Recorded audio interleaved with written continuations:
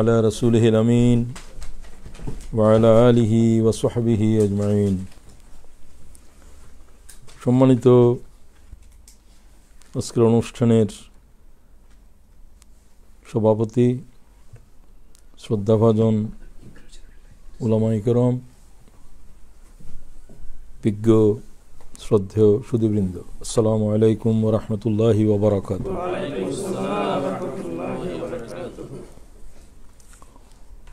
একটি গুরুত্বপূর্ণ বিষয়ের উপরে ধারাবাহিক আলোচনা চলছে, গুনায়ে কবায়েরের উপরে। আজকে কাতালুন নফসের উপরে আলোচনা হবে, মানব খুনের উপরে। উদ্বোধনী বক্তব্যে সভাপতি সাহেব যেটা বলেছেন, আজকের পৃথিবীর সবচেয়ে ভয়াল চ্যালেঞ্জ মানব খুন। চ্যালেঞ্জ হলো great problem. Challenge means call you to fight, আপনাকে যুদ্ধ করার জন্য আহ্বান করছে। এই সমস্যাটা বলছে আমাকে অতিক্রম করে যাও।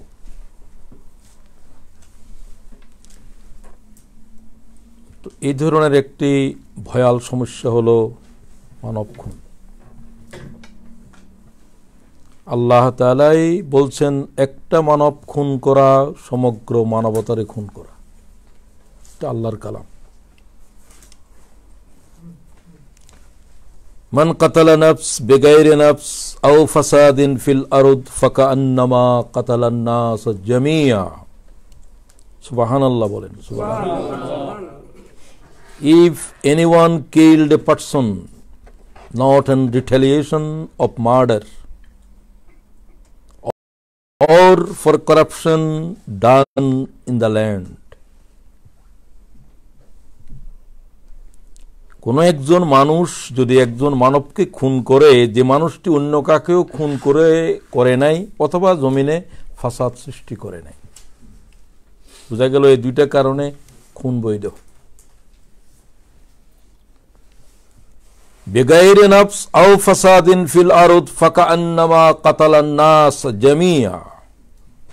আল্লাহ তাআলা বলেন, সে একজন মানুষ খুন করে নাই, it is as he had killed all mankind. সুবহানাল্লাহি ওয়া বিহামদিহি। আল্লাহকে সমগ্র মানব খুনের জন্য আমার সামনে তার বিচার হবে। আল্লাহু আকবার। শরীরের পশম খাড়ায় যাওয়ার বিষয়। ওয়ামান আহইয়াহা, যদি কোনো একজন মানব যাকে কেউ খুন করতে চায় অথবা তাকে বাঁচিয়েছে, ফাকান্নামা আহইয়ান নাস জামিয়া, সে একটা মানুষকে বাঁচায় নাই, সে পৃথিবীর সমগ্র মানবতারে বাঁচিয়েছে। তাহলে বাঁচানোটাই কত বড় ইবাদত, হত্যাটা কত জঘন্য অপরাধ। এই ধরনের একটা আয়াত আল্লাহর অতীতের কিতাবেও আছে কিনা আমার সন্দেহ। পৃথিবীর কোন সংবিধানে এই জাতের একটা কথা খুঁজে পাবেন না। ব্রিটিশের সংবিধান ব্রিটিশের জনগণের জীবনের রক্ষার উপরে কথা বলে, তারা তো আমেরিকার লোকদের জীবনের রক্ষার উপরে কথা বলে না। কথা বলার তাদের অধিকারও নাই, তারা বলেও না। তো সমগ্র পৃথিবীর মানব জাতির জন্য কথা বলার কে আছে? একটা মানুষকে খুন করা, এখানে কোনো মুসলমান বলা হয় নাই, এখানে কোনো বায়াস অথবা কোনো একটা বিশেষ গোষ্ঠীর কথা বলা হয় নাই। আফ্রিকার জঙ্গলের যারা আজও অ্যাবরিজিনস, আদিম অসভ্য, এখনো সূর্যের কিরণ দেখে না, এইরকম মানুষ আছে। মানুষ কিন্তু এখনো সভ্য হয়নি। এই ধরনের একজন অ্যাবরিজিনস হত্যা করা কাবার ইমাম হত্যা করার চাইতে গুরুতর বিষয়। সুবহানাল্লাহ বলেন, সে তো মানুষ। তাদের হত্যার কি কোনো খোঁজ খবর আছে? শুধু অস্ট্রেলিয়া বিজয় হওয়ার পরে তাদের আদিম অধিবাসী কয় লক্ষ খুন হয়েছে, ইতিহাস তার রেফারেন্স পর্যন্ত নাই। আমেরিকা আবিষ্কার হওয়ার পরে আমেরিকার আদিম অধিবাসী যারা রেড ইন্ডিয়ান বলা হয়েছে, তাদেরকে এই প্রজন্ম খতম করে দেওয়ার জন্য মানুষেরা কি যুদ্ধ করেছে, কত লক্ষ মানুষ যে নিহত হয়েছে, এগুলোর তথ্য পর্যন্ত পৃথিবীর ইতিহাসে লেখা নাই। ভাবতে পারেন, আমরা আজকে পৃথিবীর মানুষেরাই বলতেছি যে আমরা সভ্য। আমরা কি জাতের সভ্য আপনি চিন্তা করেন। তো এটা আলোচনার আজকে আমাদের বিষয়। আমরা দুটো বিষয়ের উপরে কথা বলেছি, একটা হলো শিরকের উপরে, দ্বিতীয় হলো মাতা পিতাকে কষ্ট দেওয়ার উপরে। কোরআন শরীফের একটা আয়াত আপনারা সূরা ফুরকানে দেখবেন, ইবাদুর রহমান, আল্লাহ তাআলার প্রিয় বান্দাদের বৈশিষ্ট্য বলতে গিয়ে আল্লাহ বলছেন, আমার বান্দাদের ভিতরে যারা শামিল আছে ইবাদুর রহমানের ভিতরে, এই তিনটা গুণ তো করতেই পারে না তারা। আমার কোনো বান্দা করতে পারে না যেটা রহমানের বান্দা হিসাবে যারা পরিচিত। সে তিনটা অপরাধের মধ্যে প্রথমটা হলো শিরক। আল্লাযীনা লা ইয়াদউনা মা'আল্লাহ ইলাহান আখার ওয়া লা ইয়াকতুলুনা আন-নাফসাল্লাতী হারামাল্লাহ ইল্লা বিল হক ওয়া লা ইয়াজনুন। এই তিনটা গুণ এত ভয়াল কেন হলো? একটা হলো শিরক, মানব হত্যা, ব্যভিচার। আমরা আগামী ক্লাসে এই ব্যভিচারের উপরে কথা বলবো ইনশাআল্লাহ। আল্লাহর সাথে যত গুনাহ আছে, লাখ গুনাহ আছে আল্লাহর সাথে, বন্দেগী করে না, নাফরমানি করে, কুফরি করে, যত গুনাহ আছে, সবচাইতে ভয়ঙ্কর গুনাহ তামাম গুনার উপরে কি? শিরক, জুলমান আযীম। ইন্না শিরকা লা জুলমান আযীম। এই জন্য বড় গুনার ভিতরে এটা বড়, এটা জুলমান আযীম বলা হয়। সমস্ত জুলম মানে অপরাধ। মানুষের সাথে মানুষের দায়িত্ব পালন না করা, মানব জাতির সাথে মানব জাতির যত অপরাধ আছে, কারো টাকা চুরি করেছেন, কারো ইজ্জতের উপরে হামলা করেছেন, কারো এই করেছেন, কারো সেই করেছেন, বা করেছি আমি, করেছেন আপনি, মানুষের সাথে যত অপরাধ আছে, ভয়ঙ্কর অপরাধ হলো তার জীবন খুন করে দেওয়া। তার খাদ্য নিয়ে ফেলেছেন, তার জমি দখল করেছেন, এগুলো অপরাধ। একজন লোকের হত্যা করার কাছে কি এগুলো কোনো ভয়ঙ্কর বিষয়? সবচেয়ে ভয়ঙ্কর কি? হত্যা করা। দ্বিতীয় এটাই এই জন্য সবচেয়ে ভয়াল বিষয়। সমগ্র মানবতার সাথে জড়িত যত অপরাধ, হত্যা হচ্ছে সবচেয়ে বড়। তৃতীয় কি? ওয়ালা ইয়াজনুন, তারা কি করে না? জেনা করে না। নিজের উপরে মানুষ যত জুলুম করে, খুব খেয়াল করেন, নিজের উপরে, আমি আমার উপরে, আপনি আপনার উপরে, হাত দিয়ে করে, চোখ দিয়ে করে, কান দিয়ে করে, যত গুনাহ করে বিভিন্নভাবে, কারোর অত্যাচার করে, কারো সম্পদ চুরি করে, কারোর এই করে সেই করে। সবচাইতে বড় অপরাধ নিজের উপরে ব্যভিচার। এর চাইতে আত্মের উপরে, নিজের উপরে আর বড় কোনো জুলুম নেই। কথা কি বোঝা যায়? খেয়াল করেন, এই তিনটা গুণকে আল্লাহ তাআলা এক আয়াতে বলেছেন। তো গুনাহ করে নাই তো পৃথিবীতে কোনো মানব নাই। গুনাহ করাটাকে আল্লাহ তাআলা বেশি বড় হিসাবে নেয় না। বান্দা যদি গুনাহ করার পরে অনুতপ্ত হয়,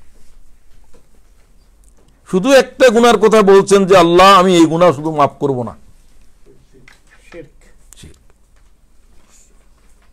মাফ করব না বলে যে গুনাহ বলেছে সেটা একটাই, আমার নলেজের ভিতরে আর কোনো দ্বিতীয় গুনাহ নেই।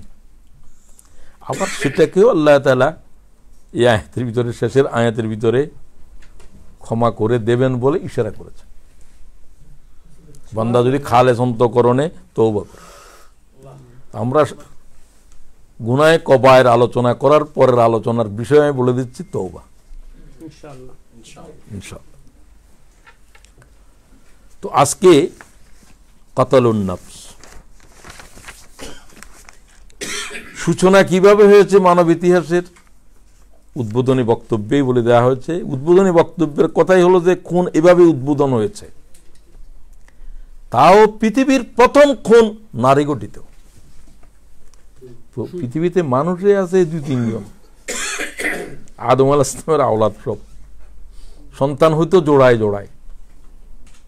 পশু পাখির যেরকম, পাখিদের যেরকম হয়, একটা ছেলে একটা মেয়ে হয় সব সময়।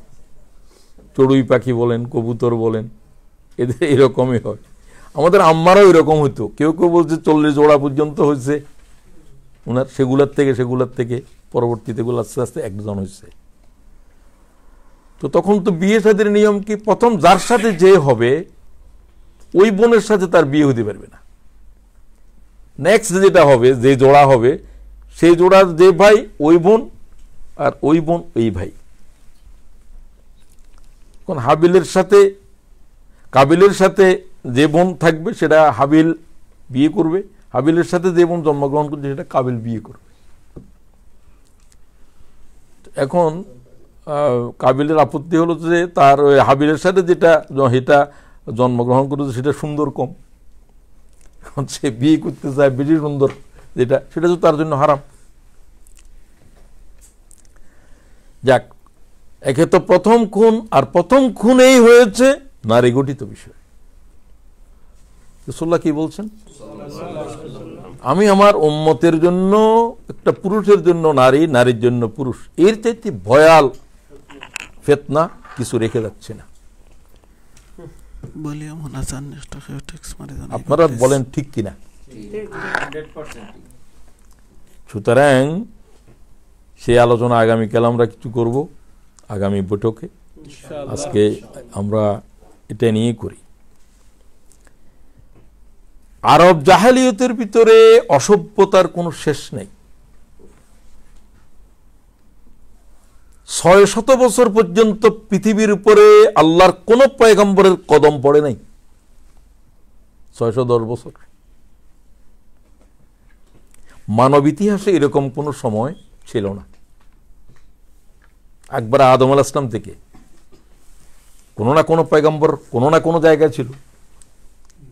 এমন একটা সময় গেল যে সময়ের উপরে পৃথিবীর জমিনের উপরে কোনো পয়গম্বর নাই, আল্লাহর কোনো কিতাবের একটা আয়াত নাই। এর চাইতেও ভয়াল সময় মানব ইতিহাসে আর যায়নি। আল্লাহ তাআলা বলেন ফতরাত, এটাকে ফতর বলা হয়, মানে আল্লাহ তাআলা যে বিরতি দিলেন পয়গম্বর ছাড়া। আপনারা কেউ কি এর কারণ সম্পর্কে কিছু বলতে পারবেন? যে আল্লাহ তাআলা এরকম পৃথিবীর 600 বছর পর্যন্ত খালি রাখলো কেন পয়গম্বর থেকে? এর রহস্য কি? একটা পয়গম্বর নাই জমিনের উপরে। হুজুর বলছেন আমি এবং ঈসার ভিতরে আর কোনো নবী নাই, বুখারীর হাদিস। আমি এবং ঈসার মধ্যে কোনো নবী নাই, ঈসা আমার খুব কাছের সব দিক দিয়া, আমার উম্মতের ভিতরে আসবে এটাও কাছের, এবং আমি এবং ঈসা আলাইহিস সালাম একসাথে কবর থেকে উঠব। সুবহানাল্লাহ। ঈসা আলাইহিস সালাম মদিনা শরীফে দাফন হবেন, এবং এখনো বলেন জান্নাতের পাশেই, রওজা শরীফের পাশে তার জায়গা আছে, এবং এটা হাদিসের দ্বারাও প্রমাণিত। এক্সাক্ট কোন জায়গায় দাফন হবে আমি জানি না, তুই বলছে আমি এবং ঈসা একই কবর থেকে উঠবো, মানে একসাথে উঠবো। হুজুর উম্মতের ভিতরেও তিনি নবী হওয়ার পরে রাসূলুল্লাহর উম্মত হয়ে আসবেন, এটা তার আরেকটা সম্মান তার। এবং রাসূল পাক সাল্লাল্লাহু আলাইহি ওয়াসাল্লামের সাথে থাকবেন, রাসূল পাক সাল্লাল্লাহু আলাইহি ওয়াসাল্লামের নবুয়তের দাওয়াত তিনি বুলন্দ করবেন জমিনের উপরে। तमाम রোয়ে জমিনের উপরে আল্লাহর দ্বীনের মুহাম্মদুর রাসূলুল্লাহর কলমার ডঙ্কা তিনি বাজাবেন। রাসূলুল্লাহ সাল্লাল্লাহু আলাইহি ওয়াসাল্লাম এতটুকু পারেন নাই, মানে এতটুকু ওনার হায়াতও ছিল না। তো ঈসা আলাইহিস সালাম যে হায়াতে উঠে গিয়েছেন, 30 বছরের কম বলছে, কেউ 28 কেউ 31 এরকম, ওই বয়স থেকে বয়স শুরু হবে। কথা বুঝাতে পারতেছি? এরপরে আরো 40 বছর, মানে 70-এর কাছাকাছি বয়স পাবেন। এর ভিতরে 40 বছর পর্যন্ত সমস্ত রোয়ে জমিনের উপরে আল্লাহ তাআলার দ্বীনের ডঙ্কা বাজাবেন, ইনশাআল্লাহ। দ্বীন কায়েম হয়ে যাবে तमाम রোয়ে জমিনের উপরে। এবং সেই অবস্থাটা এমন হবে যে হুজুর বলবে, ঈসা আলাইহিস সালাম বলবেন যে আমি আগে দিয়ে আল্লাহ জিজিয়া খতম করে দিয়ে, জিজিয়া নেওয়ার আর কোনো নাই, জিজিয়া দেওয়ার মানে অমুসলিম বলতে আর কিছু থাকবে না। এরপরে যখন পৃথিবী গোমরাহের দিকে যাবে, এরপরে কিয়ামত হয়ে যাবে। আর কোনো নবী বা কেউ কারো সংশোধনের জন্য আর কিছু নেই। তিনি জিজিয়া রহিত করে দেবেন। জিজিয়া তো অমুসলমানের জন্য, মানে আর কোনো অমুসলমান নাই।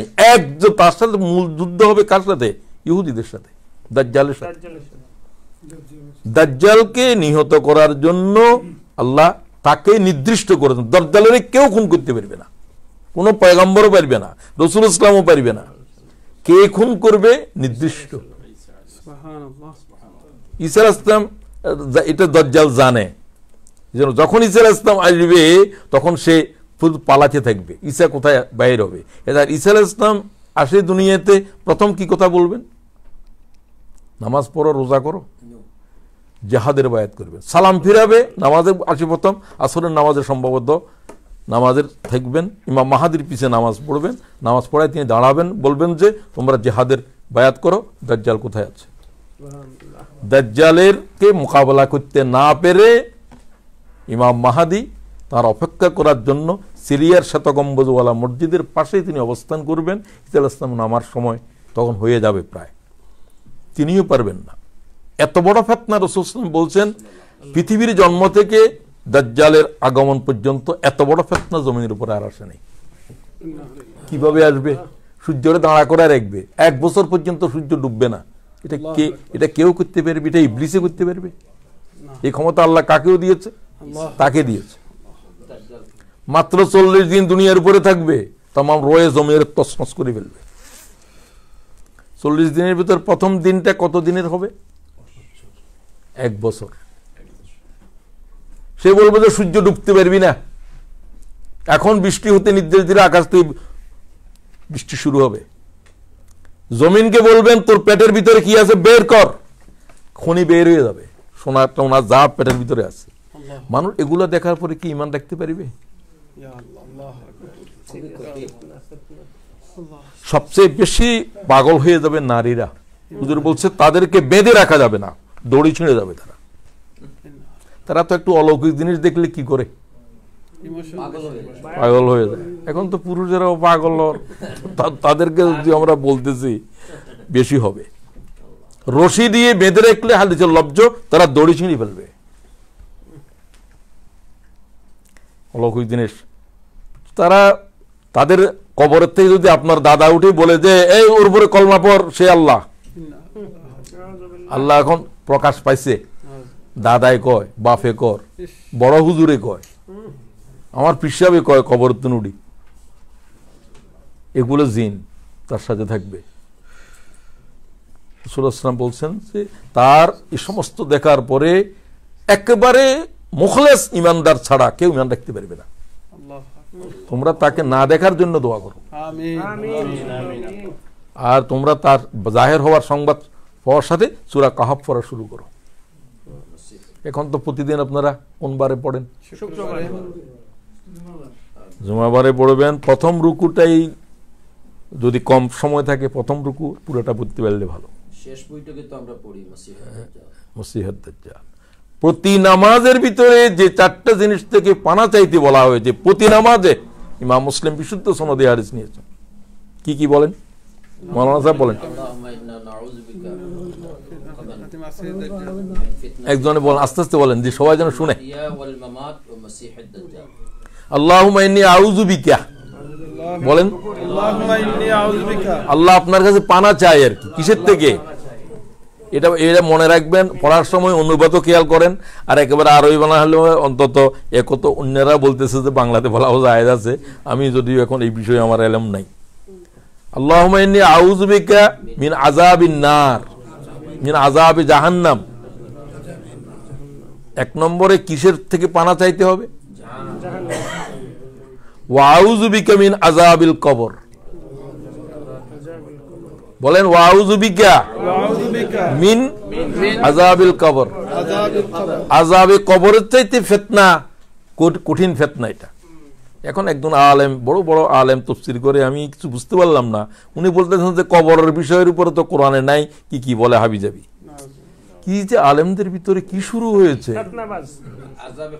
বহুত বড় আলেম কিন্তু তাফসীর লিখছে পুরা কোরআনের, আমি আর নাম বলতেছি না। উনি এখন কবরের উপরে উনি বলে কবরের সোয়াল টোয়াল এগুলো নাই, আল্লাহ কয় যে ইন্তেকালের সময় আল্লাহ তাআলা কারে জান্নাতে দিবে ফয়সালা করে ফেলবে। কবরের উপরে তো 1000 মতো হাদিস পাওয়া যাবে। এরকম মোতাওয়াতের বিষয়ের উপরে কেউ যদি দ্বিমত করে তার উপরে কুফরি লাজম হয়ে যায়। মোতাওয়াতের মানে কি বলে, মানে বেশি প্রচারিত, বহুল প্রচারিত, যে কথার উপরে বহু হাদিস আছে, এই জাতের বিষয়ের উপরে আল্লাহর কোন গোলাম যদি সন্দেহ করে বিরোধিতা করে তার উপরে কুফরের ফতোয়া আসবে। আমি আশ্চর্য, 25 বছর তিনি একটা কামিল মাদ্রাসার প্রিন্সিপাল ছিলেন। জীবনের এই পর্যায়ে এসে কোরআন শরীফের তাফসীর কমপ্লিট করেছেন। এখন যে সমস্ত কথাবার্তা বলতেছেন এগুলো আমি ইউটিউবে শুনেছি আলোচনা, এবং উনার পরে এগুলোর উপরে অন্যরা কথাও বলেছেন। তো যাই হোক, এটা বলতেছি এই জন্য যে এটা একটা বড় ধরনের ফিতনা, আপনি বুঝতে পারবেন না কোন অবস্থাতে কার কি হবে। এই জন্য আল্লাহ তাআলার কাছে সবসময় হেদায়েতের উপরে টিকে থাকার জন্য দোয়া করা দরকার। রাব্বানা লা তুযিগ কুলুবানা, একেবারে প্রতি নামাজে পড়বেন, প্রতি নামাজের পরে পরে এটা দোয়া থাকবে, আল্লাহ তাআলা হেদায়েতের পথ দেখানোর পর আর গোমরাহ করিও না। আমিন। হেদায়েতের উপরে আল্লাহ তাআলা মওত দাও, আমাকে দাও। তো 2 নম্বর হলো কবরের ফিতনা থেকে পানা, ওয়া আউযু বিকা মিন কবর।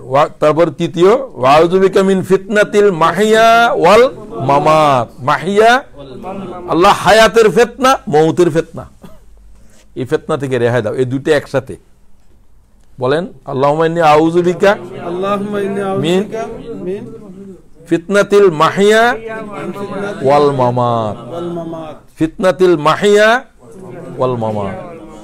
সর্বশেষ ওয়া আউযু বিকা মিন ফিতনাতিল মাসিহিদ দাজ্জাল। ঈসা আলাইহিস সালামও মসিহ, সেও মসিহ।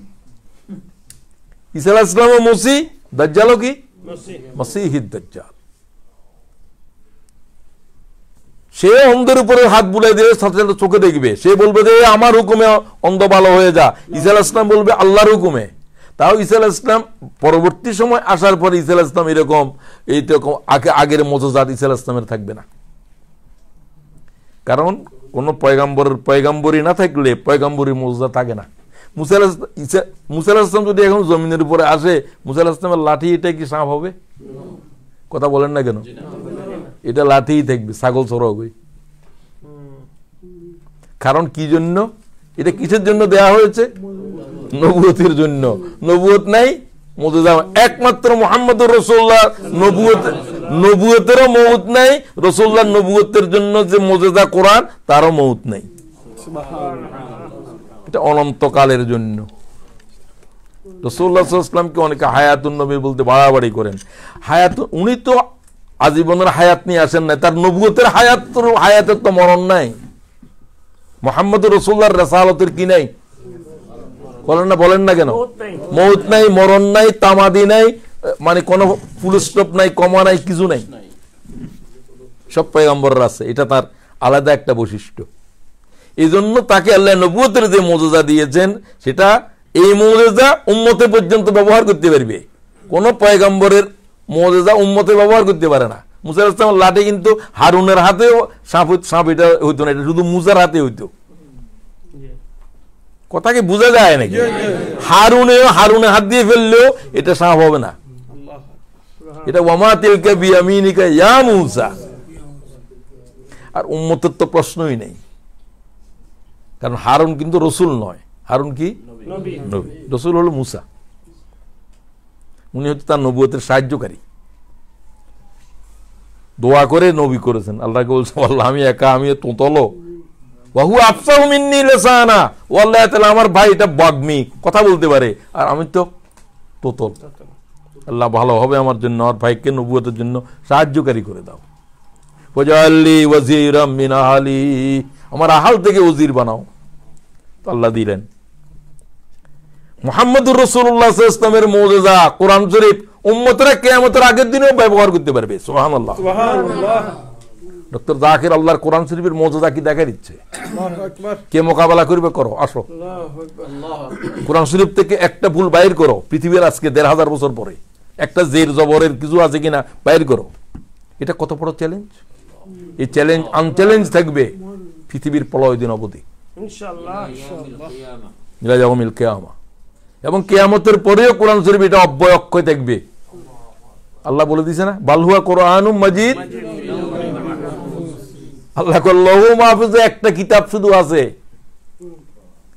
আবার অন্য জায়গায় বলছেন একটা কিতাব আছে আর ওই কিতাবের ভিতরে তামাম কিতাবের বড়ি রেখেছি। ওই যে একজন ভাই বললেন, আমাদের সভাপতি সাহেব বললেন যে মুসা আলাইহিস সালামের কমান সেখানে পাবা, ঈসা আলাইহিস সালামের মূল কথাগুলো কিতাবের ইনজিলেরও পাবে, তৌরাতেরও পাবে, সমস্ত কিতাবে এই কিতাবে আছে বিধায় এটা কোরআন। কোরআন মানে গ্যাদার করা, এর ভিতরে তামাম উলুম তামাম কিতাবকে জমা করা হয়েছে। কোরআনের এক অর্থ এটাই, এক অর্থ পড়া রিড, আর এক অর্থ হলো টু গ্যাদার। আল্লাহ এই ভিতরে তামাম কিতাবকে জমা করেছে, তামাম উলুমকে জমা করেছে। সুবহানাল্লাহ। সেটা আমরা অন্য সময় আলোচনা করব কোরআন শরীফের মুজিজাতের উপরে। ইনশাআল্লাহ।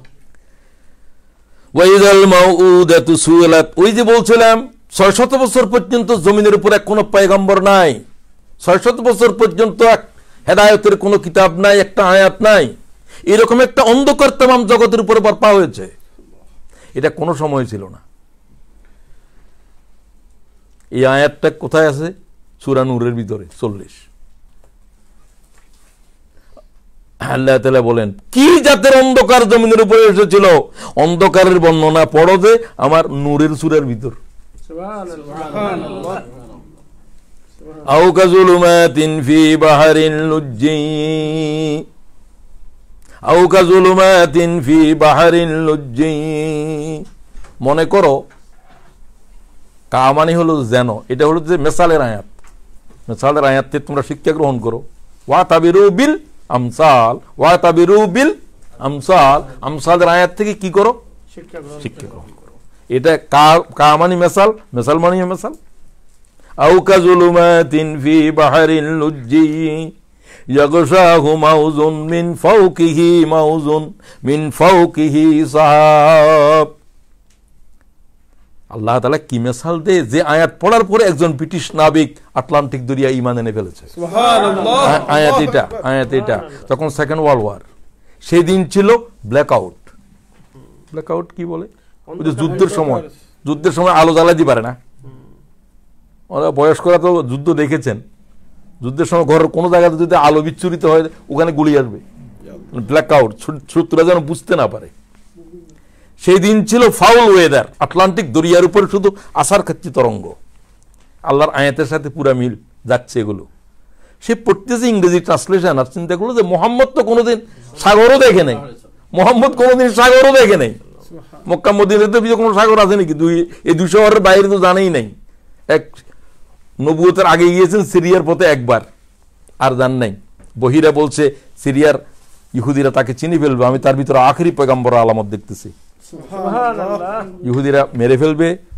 চাচাকে বললো যে তুমি তাকে নিয়ে চলে যাও, এবং আর তাকে নিয়ে যাওয়াও হয়নি। সেটা তো আপনারা জানেন। বহিরা বললেন আবু তালেবকে, এই বালকটাকে আমি দেখার জন্য তোমাদেরকে দাওয়াত দিয়েছি আজকে, এই কাফেলা, আরবের কাফেলাদেরকে। তোমরা আসছো, আমি বলতেছি যে না, আমি যেটা চাই সেটা তো আসে নাই। কয়ে কেন? কয়ে না, তোমাদের তার কেউ বাকি আছে? কয়ে একটা ছেলে বাকি আছে, সে আমাদের মালগুলো পাহারা দিচ্ছে। কয়ে যে আমার ছেলে, সেটা লাগবো। চোখের বুঁ টুঁ সব পেঁকে ওটা চোখ অন্ধ হয়ে যাচ্ছে, তুতুর এরকম বুড়া খ্রিস্টান পাদ্রী। উনি যখন আসতেছেন, ওর তাকায় রইল যে একখণ্ড মেঘ তার মাথার উপরে, তারা সূর্যের কিরণ দাহ দিতে পারছে না। তখন চাচাকে বললো যে তুমি কি দেখছো? কয়ে আমি তো ছোটকাল থেকে দেখছি যে তারা সূর্যের কিরণ দাহ দেয় না। তুমি তো দেখছো, তুমি তো জানো না এটা কি, তুমি তো জানো না এটা কি।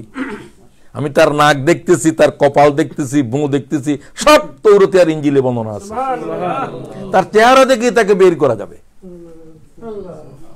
তো সে তো এখনো নবুয়তের ঘোষণা দেয় নাই। তো বহিরা বললেন তাকে যে তুমি প্রথম দেখেই বললো, তো মোহাম্মদ যখন বললো তোমার আব্বার নাম কি আব্দুল্লাহ নয়? হ্যাঁ, তোমার আব্বার নামও তো আছে কিতাবে। তোমাকে মক্কাবাসীরা বের করে দিবে যেদিন তুমি নবুয়তের ঘোষণা দেবে। আমার যদি শক্তি থাকতো সেদিন আমি তোমার পাশে দাঁড়াতাম। এখন তো নবুয়তের ঘোষণা দিচ্ছে না, আমি তো ইমানও আনতে পারছি না, আমি তো আখির জামানার পয়গম্বর, তোমাকে চিনে ফেলছি। তুমি খেজুরের দেশে যাবে। হুজুর কয় আমার কেন বাইর করবে?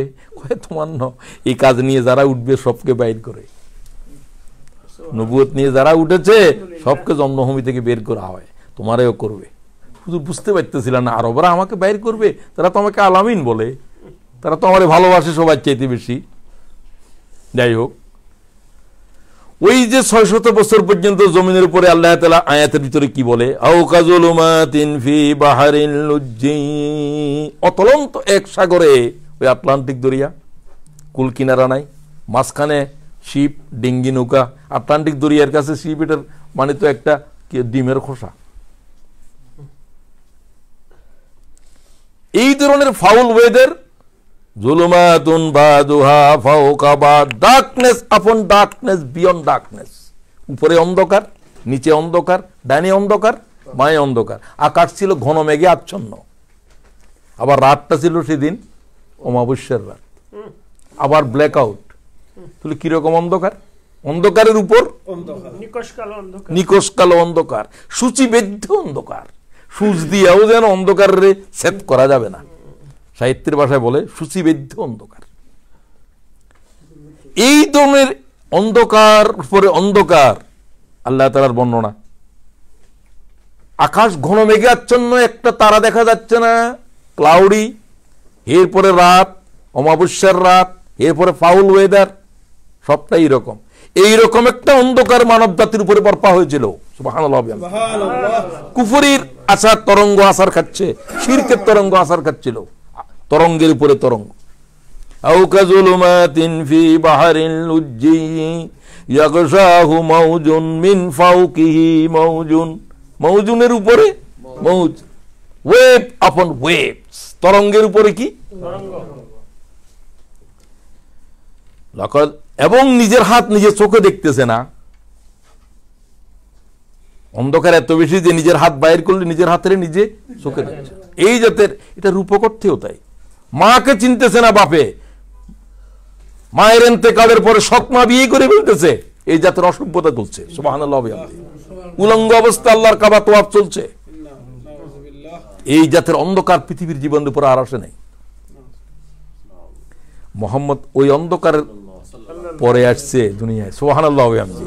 কি জাহেলিয়ত, দুনিয়াতে জাহেলিয়তও দেখে নাই।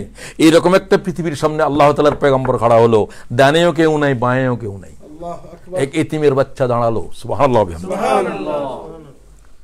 সারা জীবনে কোনোদিন কারো কাছে একটা বর্ণ পড়ে নাই, খালি উম্মি না একবারে জনমের উম্মি,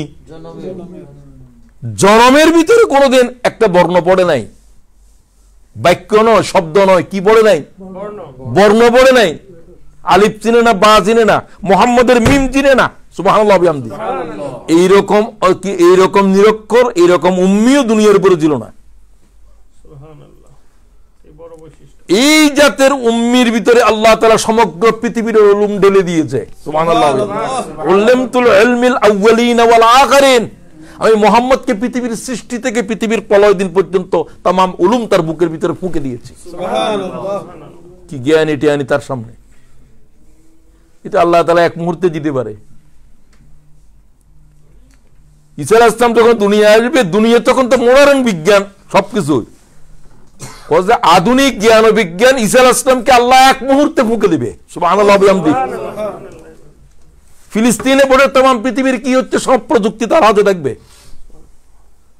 এটা আল্লাহ দিতে পারে না পারে না? পারে বললেন তিনজনে, বাকিরা চিন্তা করে কেমনে পারে, কেমনে বুঝাইতাম কেমনে পারে। আল্লাহ সম্পর্কে বুঝলেই তো সব ইজি হয়ে যাবে। কেমনে মোহাম্মদ এত দূরে গেল, এত বিলিয়ন ট্রিলিয়ন, এত দূরে আকাশ, এত ব্ল্যাক কি Krishna Gabbar, black hole. Black hole কি ভয়ঙ্কর জিনিস, এটা কি করে অতিক্রম করলো? এগুলো কি করে, কি তুমি আমাকে দিয়ে তোমাকে দিয়ে চিন্তা করলে তো পাগল হয়ে যাবে। আল্লাহ তো কয় মুহাম্মদ যায় নাই, আমি আমার বান্দাকে নিয়ে এলাম। কথা বুঝতে পারছেন নি? তাহলে কি আর কোনো সমস্যা আছে? সমস্যা তো সুবহানের ভিতরে শেষ করে দিছে। সুবহান মানে impossible is very word is unknown to Allah. Impossible শব্দ এটা আল্লাহর অভিধানের ভিতরে নাই, আল্লাহর ডিকশনারিতে সব আছে, কোনটা নাই? অসম্ভব। এটা কি শব্দ? এটা কি আল্লাহর জন্য?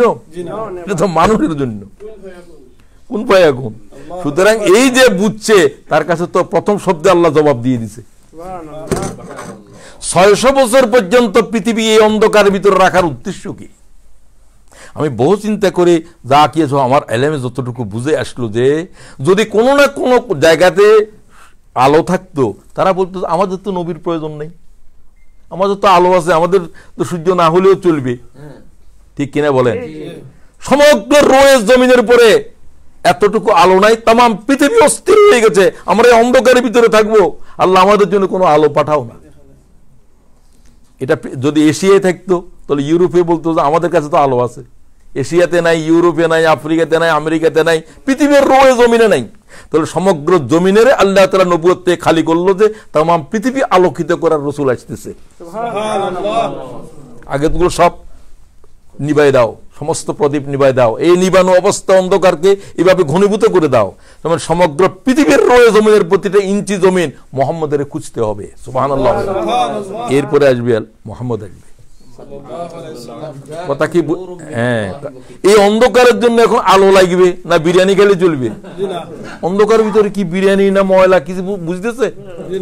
এই মানুষগুলোর জন্য কি প্রয়োজন? নূর দরকার।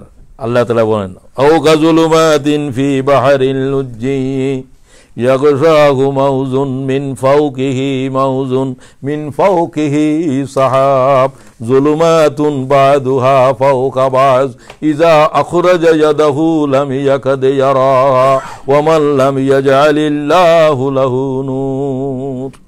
মানুষেরা তোমরা অন্ধকারের ভিতরে একটা আলো খুঁজতেছিলা, কদ জাআকুম মিনাল্লাহি নূর। এই নূর হচ্ছে নূরে মুহাম্মদী সাল্লাল্লাহু আলাইহি ওয়াসাল্লাম। সমস্ত তাফসীরকার এই নূর অর্থ করেছে মুহাম্মদকে। সুতরাং এই অন্ধকার বুঝেন আপনি। ওয়াইযাল মাউউদাতু সুইলাত বিআইয়ি যামবিন কুতিলাত। খুন কিভাবে চলছে? মেয়ে হয়েছে, কি করো? কি অপরাধ করছে মেয়ে? এটা না অপরাধ নয়, মেয়ে হবে। এটা তো শরমের বিষয়, এটা একটা আমার ইজ্জতের বিষয়, সম্মানের বিষয়, প্রেস্টিজের বিষয়। কি ধারণা কি রকম? মেয়ে না হলে তোরা জন্ম হবে কি? অমনে তোর মাও তো মেয়ে। এই বুঝ নাই, চলে গেছে এগুলো। ইসলাম গ্রহণ করার আগে হুজুরের সামনে আসছে, ইয়া রাসূলুল্লাহ, আমি আমার মেয়েকে যখন দাফন করতেছিলাম আমার মেয়েটা আব্বু বলে ডাকতেছিল। রাসূলুল্লাহ কানলেন, সে নিজেও কাঁদলো, আল্লাহর রাসূলও কাঁদলো। আমি আমার মেয়েটাকে কাপড় পরাইলাম, আমি বাইরে ছিলাম, আর মেয়েটা বড় হয়েছে, তো মেয়েকে বলছে কোথায় নিয়ে যাচ্ছ? করে চলো আব্বু বেড়াইতে যাই। পাহাড়ের কানালে নিয়ে গেলাম, আমি গর্ত খনন করতেছি, সে বলতেছে আব্বু কেন করতেছ? আমি কিছু বলছিলাম না, সে মাটিগুলো টানতেছিল। গর্ত খনন হয়ে গেল, আমার গায়ের ভিতরে বালিগুলোও আমার মেয়ে সরাই দিচ্ছিল। এগুলো বলতেছে, আর রাসূলুল্লাহ কাঁদছে, আর ও কাঁদতেছিল। বলছে গর্ত খনন করে যখন শেষ হয়ে গেল, আমি তার ধাক্কা মেরে ফেলে দিলাম, আর মাটি চাপা দিচ্ছিলাম, আমার মেয়েটা আব্বু বলে চিৎকার করছিল। কি অসভ্যতা দুনিয়ার পরে গালে বয়েছিল। বিআইয়ি যামবিন কুতিলাত। আপনারা যারা মক্কা শরীফে যান, কাবা শরীফের বাম পাশে আজও একটা জায়গা আছে, কুয়ার মতো, ইয়েস, কুয়ার মতো বালি টালি আছে, ওটাতে কোনো খনন কার্য করতে পারতেছে না। যতটুকু আমি ওখানকার লোকদেরকে জিজ্ঞাসা করলাম, এখানে যতবারই খনন কার্য করে আগুন উঠে নিচের থেকে। এটা সেই অবস্থায় আছে। এটা ওয়াদি বানাত। এবার যারা যাবেন তারা ওয়াদি বানাত দেখে নেবেন। মানে ওয়াদি বানাত তো মহিলা, মেয়েদের এই কবর এখানেই ছিল। এখানে 17টা মেয়ের কবর, জিন্দা মেয়েকে কবর দেওয়া হয়েছে এই জমিনের উপরে। আল্লাহ সেই স্মৃতিকে রেখে দিয়েছে। বিআইয়ি যামবিন কুতিলাত। কোন অপরাধের কারণে তাদেরকে কতল করা হয়েছিল? আল্লাহ তাআলা কিয়ামতের জীবনে এই হত্যা দিয়ে বিচার শুরু করবে। খুন আল্লাহ তাআলার বিচার। প্রত্যেকের ব্যক্তিগতভাবে বিচার আমার আপনার হবে যে সালাত দিয়ে, আর আল্লাহ বিচার শুরু করবে খুন দিয়ে। সুবহানাল্লাহ। আমাদের দেশে একটা কথা আছে, খুনের বাদী সরকার, এটা মনে হয় আইনেরও কথা। খুন যদি করা হয় এর জন্য কে বাদী হবে? সরকার বাদী হবে।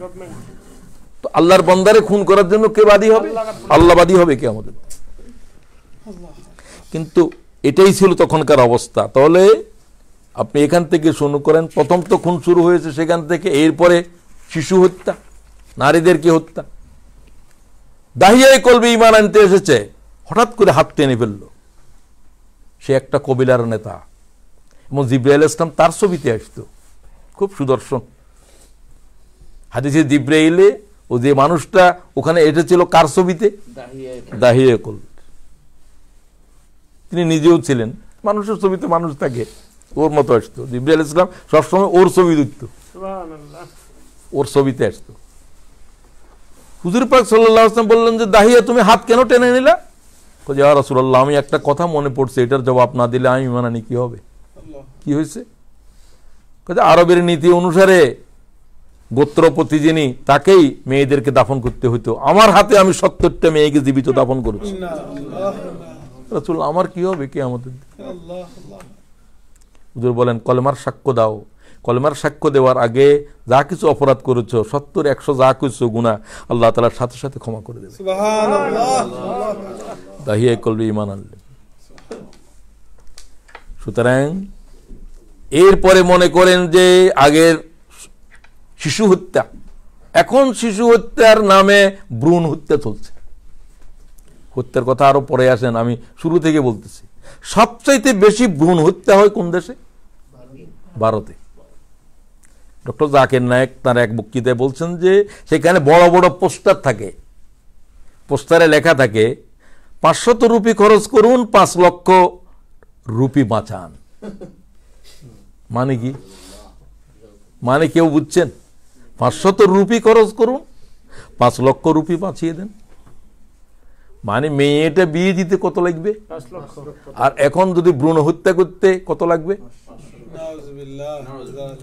সবচাইতে হাজার হাজার মেয়েরে ভ্রূণের ভিতরে তারা যখন কি বলে এটা আল্ট্রাসাউন্ড করলে তো দেখা যায় ছেলে না মেয়ে, তারা কনফার্ম হওয়ার পরে তারা মেয়েদেরকে ভ্রূণ হত্যা করতেছে।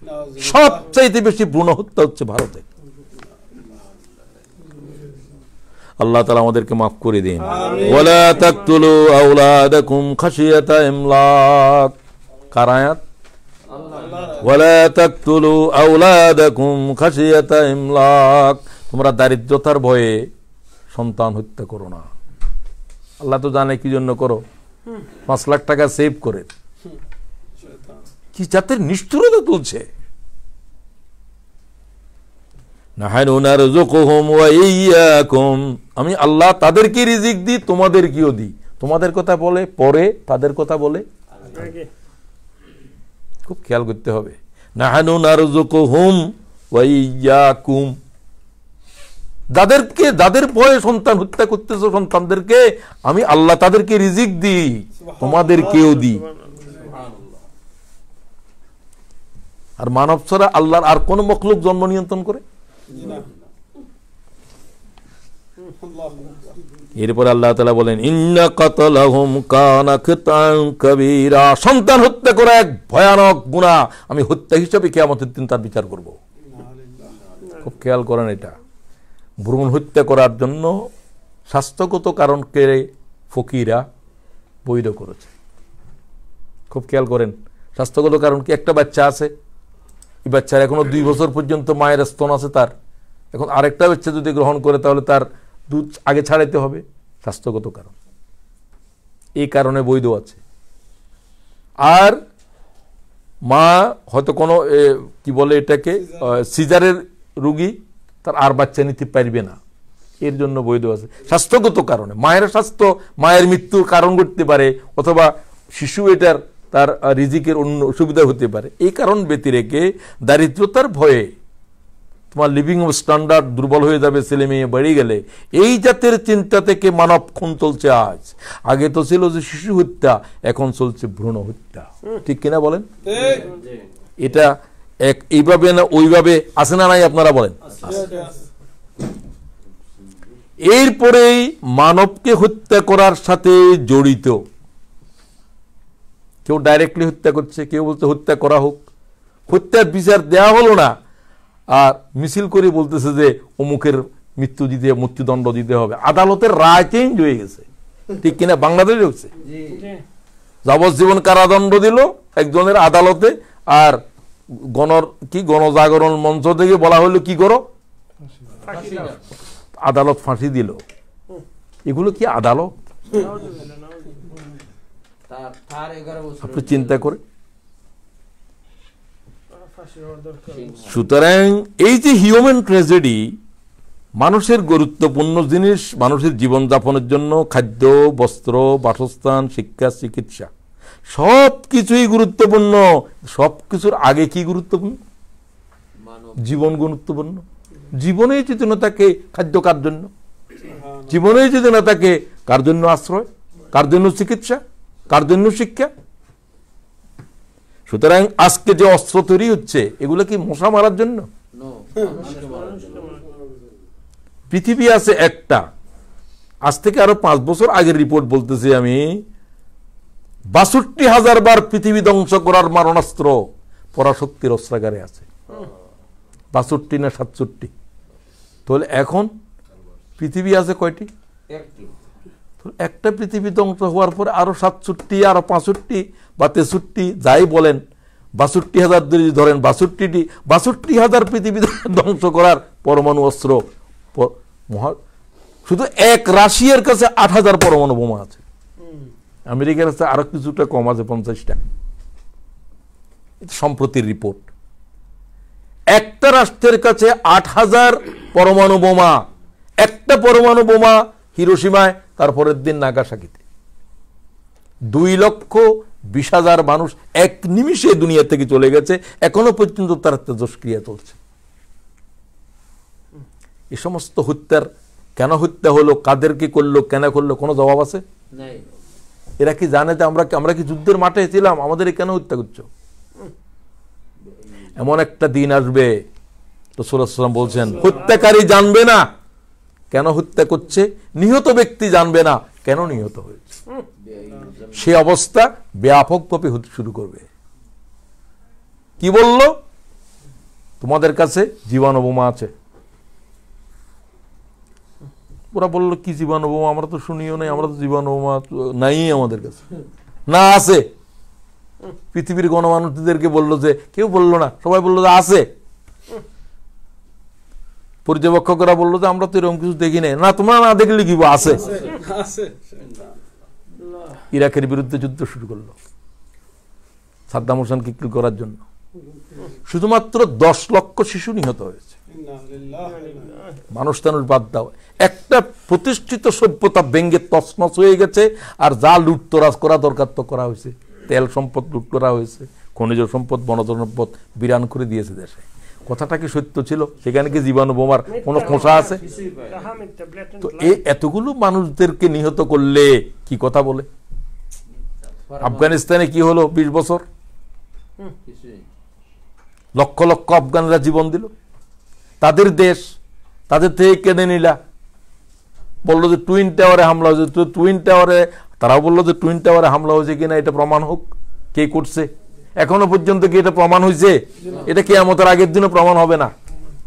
এটা প্রমাণ যারা করবে, মনে করেন পৃথিবীর বহু জিনিসের প্রমাণ হয় না।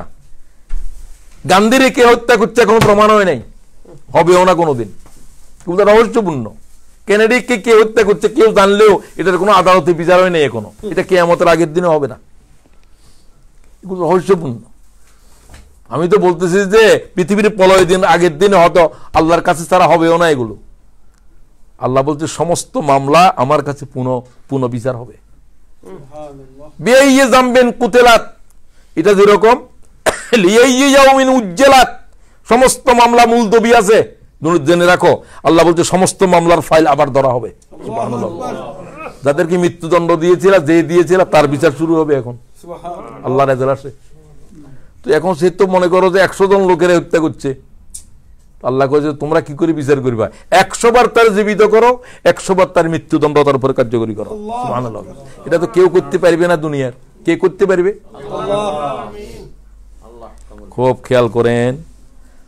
তো সুতরাং এরপরে আমি বলতেছি যে এই যে অস্ত্র তৈরি করার জন্য পৃথিবী উন্মাদ হয়ে গেছে, পৃথিবীর আজকে সবচাইতে বেশি বাজেট কিসের জন্য? এবং এগুলা করার জন্য পরাশক্তির কাছে কতগুলো নেটওয়ার্ক আছে, খান্নাস, এগুলোর নাম হলো কি? ওয়াসওয়াসিল খান্নাস, কেজিবি, খান্নাস সিআইএ, খান্নাস মোসাদ, খান্নাস র। এগুলোকে দেখা যায় না। খান্নাস মানে যে দেখে না, তোমাকে ওয়াসওয়াসা দিয়ে ক্ষতি করে, আবার সে লুকিয়ে যায়।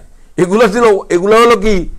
আরেকজন বলে কয় মহজুদ এগুলো কোথায়? আমি বললাম খান্নাস.com এ ভাইবা, খান্নাস.com। এদের বাজেট কি? এদের বাজেটের উপর কোনো অডিট নেই।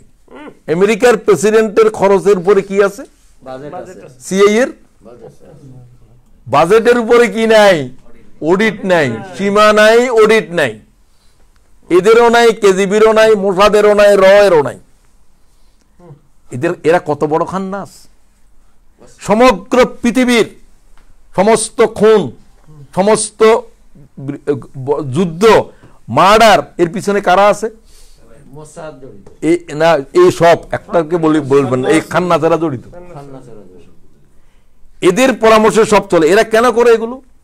এরা কি যুদ্ধ থামাবে না যুদ্ধের জিয়ে রাখবে? কেন জিয়ে রাখবে? অস্ত্র ব্যবসা। আমেরিকা কি করে? আমেরিকা কি গম ইয়ে করে না? ওরা কি আসল ব্যবসা কি? অস্ত্র থাকতে হলে কি লাগবে? যুদ্ধ লাগা রাখতে হবে। যখন অস্ত্রের গুদাম শেষ হয়ে যায়, তো আচ্ছা চুক্তি করো, কিছুদিনের জন্য থামো, আবার শুরু হয়ে যাবে। আবার কোথায় আর্মেনিয়ার কি আজারবাইজান, আবার যুদ্ধ শুরু হয়েছে, আবার শুরু হবে, আবার শুরু হবে, আবার থামবে। পৃথিবীর প্রলয় দিন পর্যন্ত তা এই খান্নাসেরা যুদ্ধকে পৃথিবীর উপর বরপা করবে। ঠিক কিনা বলেন? আপনি চিন্তা করে দেখেন। এদের মূল কাজ হলো অস্ত্র তৈরি করা। অস্ত্রগুলো কি কাজে লাগাবে? মোসাদের কথা আমি বলতেছি না। এরা চায়, এই জন্য এরা চায় যে পৃথিবীর থেকে মানুষ ধ্বংস হয়ে যাক, কারণ এদের জনসংখ্যা 1 কোটির কাছাকাছি, আবার সামান্য বেশি। এবং এদের আসল গুরু আসবে, যিনি এখন লুকায়িত আছেন। কি নাম? দাজ্জাল। দাজ্জালের অনুসারী কারা হবে? এই আহলে কিতাবের লোকেরা, আহলে কিতাবের এরাই, যাদেরকে মাকজুব করা হয়েছে, যাদের উপরে কোরআন শরীফ 30 বার লানত করেছে, 30 বার, তারাই তোমাদের বন্ধু। ওয়ালা তাত্তাখিজুল ইয়াহুদ ওয়ান নাসারা আউলিয়া। কার কালাম? আল্লাহর কালাম, কোরআন শরীফের আয়াত। তাদের সাথে বন্ধুত্ব করো না, বন্ধুত্ব করো না, হারাম। কে হারাম করেছে? আল্লাহ। মুসলমানদের সাথে শত্রুতা, এদের সাথে বন্ধুত্ব, অর্থ সম্পদ সব তাদেরকে ঢেলে দিচ্ছে, তাদের দেশের লোকদেরকে সব নাগরিক হয়ে যাবে। কি আশ্চর্য বিষয় এগুলো! অথচ আমরা মুসলিম দুনিয়া, আমরা কি খাদেমুল হারামাইনের অবস্থাও তো তাই। আল্লাহ তাআলা মাফ করে দেব আমাদেরকে। তোমরা এই অস্ত্রগুলো যদি পৃথিবীর মানব জাতির জন্য ব্যয় করতে, পৃথিবীর এই মুহূর্তে, এই সময়ের ভিতরে 100 কোটি মানুষ ক্ষুধার্ত। এই সময়, এখন পৃথিবীর মানব সংখ্যা কত? 800 কোটি। 800 কোটির ভিতরে 200 কোটি আমরা মুসলমান, আর পৃথিবীর 100 কোটি মানুষ এই মুহূর্তে ক্ষুধার্ত। 60 কোটি শিশু শুধুমাত্র পুষ্টিহীনতার কারণে অন্ধ হয়ে জন্ম নিচ্ছে। সুবহানাল্লাহ বললেন না? আল্লাহ আমাকে আপনাকে জিজ্ঞাসা করবে না? আমার কোনো দায় দায়িত্ব, আমি কোনো একটা কথাও কি বলেছি?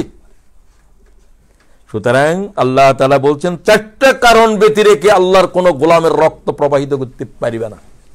কয়টা কারণ? এই 4টা কারণ জেনে নেন, সময় কম। 1, হত্যা।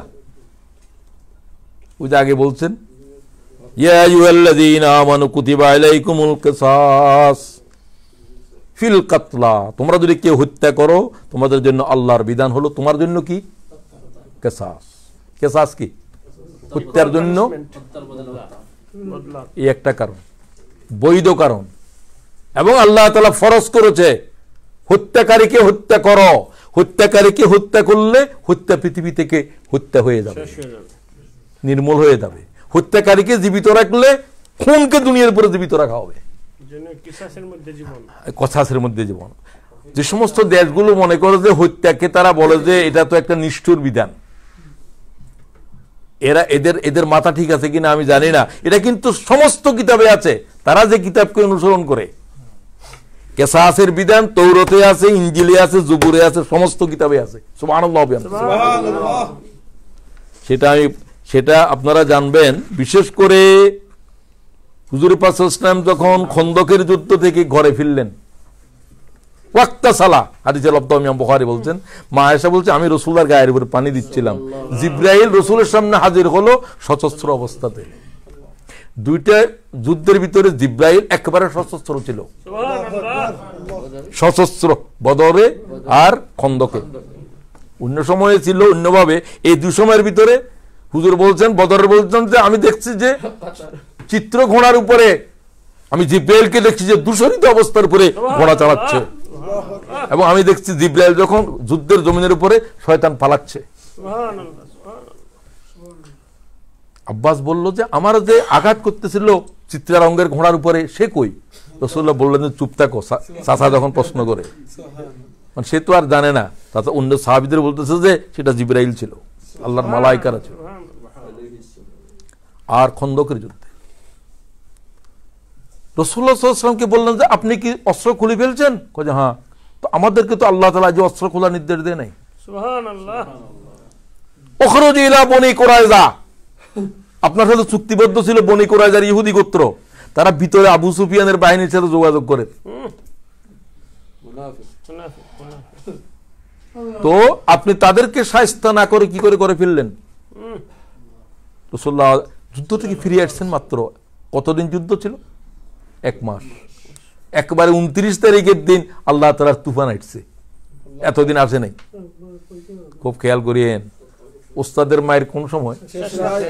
আল্লাহ বলে একবারে 29 তারিখে আসবো। হুযায়ফাকে রাসূলুল্লাহ পাঠাইলেন যে দেখে আসো, আর তো সহ্য হচ্ছে না। 29 তারিখ পর্যন্ত চলতেছে যে প্রচন্ড শীতের ভিতরে, মাত্র 3000-এর বাহিনী, আবু সুফিয়ানের সাথে 30,000-এর বাহিনী।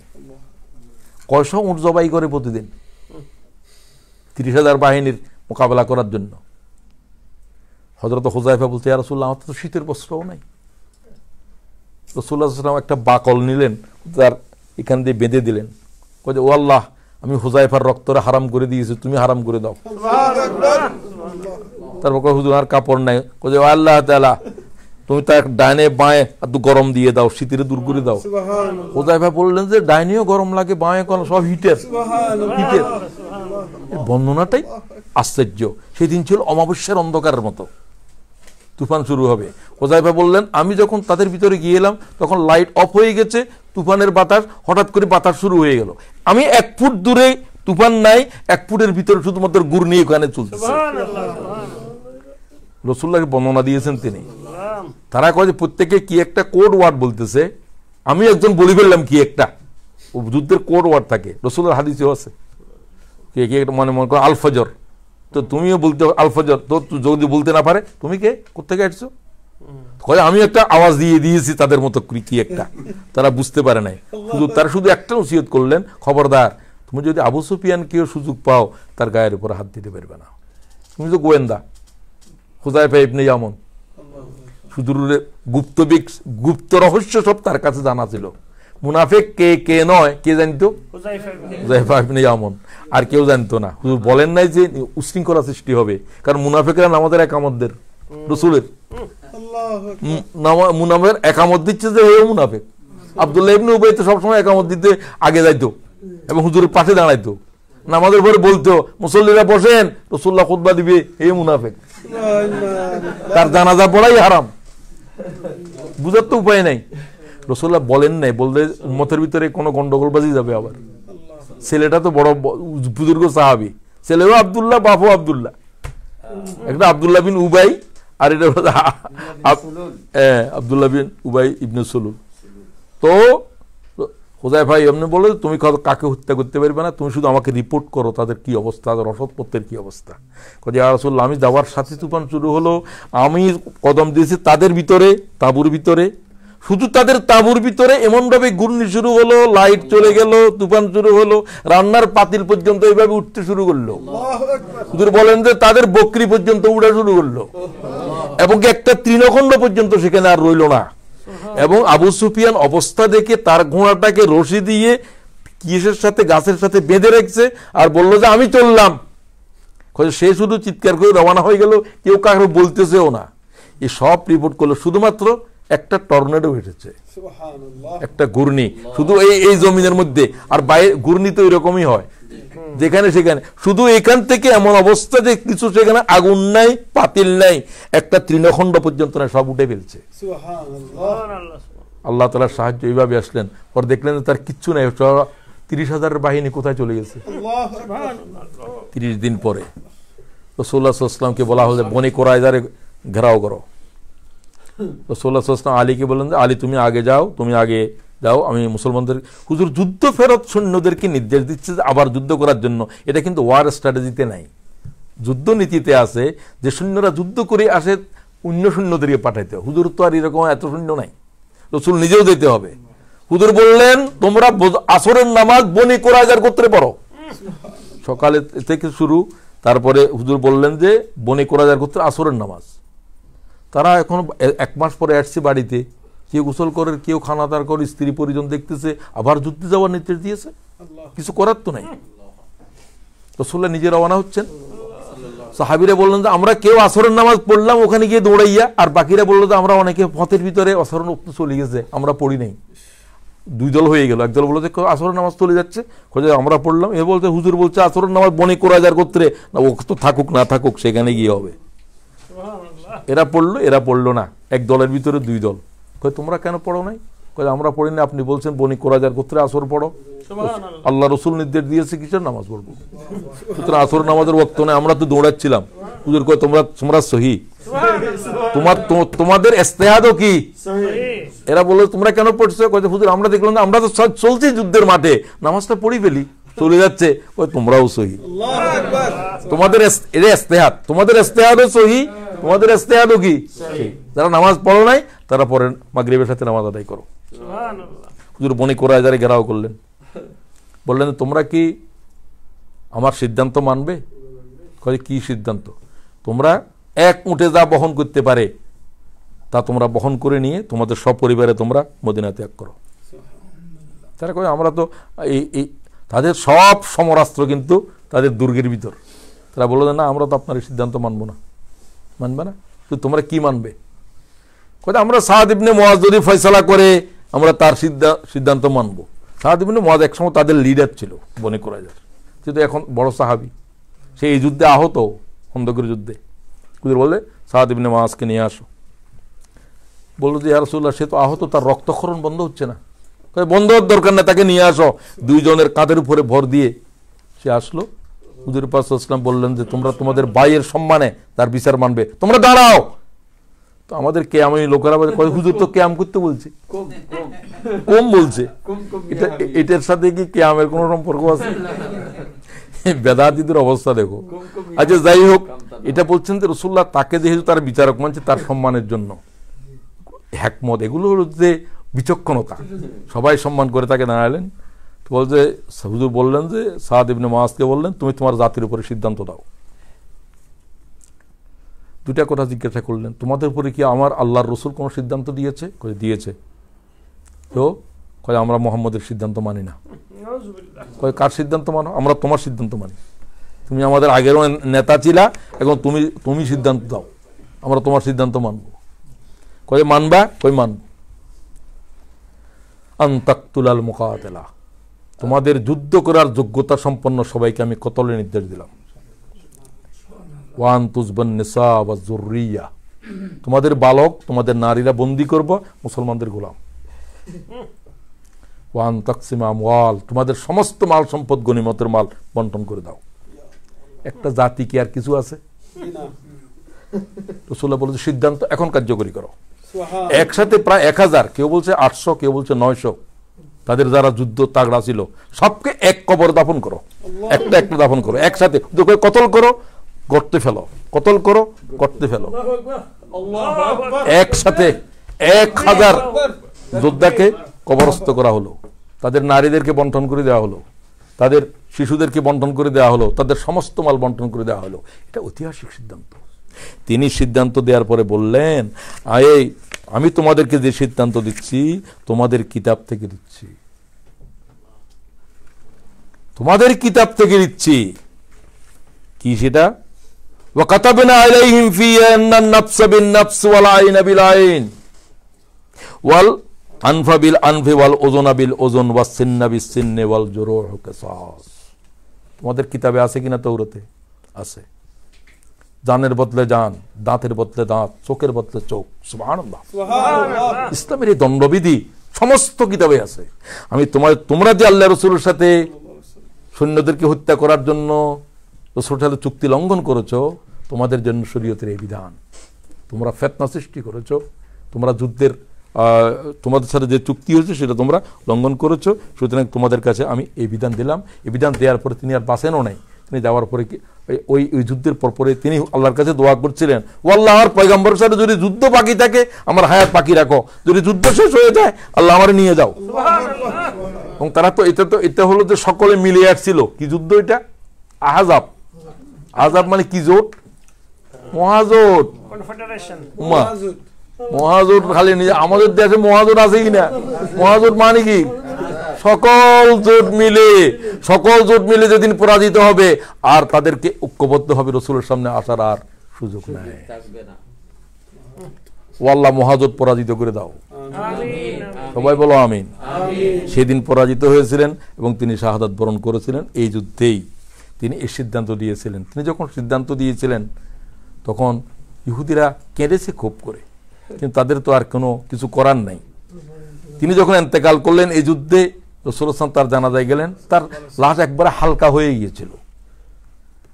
তো ইহুদিরা তারা জীবিত ছিল বা অন্যান্যরা বলল যে জাতির উপর যে সিদ্ধান্ত দিয়েছে এই জন্য শাস্তি, তার লাশ কি হয়ে গেছে? রাসূলুল্লাহ বললেন তাদেরকে বলে দিও হালকা হয়েছে কেন। ৭০,০০০ ফেরেশতা তার লাশের কফিন বহন করছে। হালকা তো হবে, তোদের জন্য কি কিছু আছে? ওরাই তো ফেরেশতারা বহন করতেছে।